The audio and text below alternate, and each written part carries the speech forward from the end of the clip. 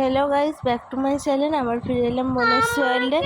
অনুরাগের ছোঁয়া আজকের পর্ব কি হতে চলেছে দেখতে থাকো।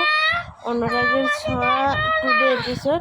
দীপা কি পারবে সত্যি পেন ড্রাইভটা রক্ষা করতে?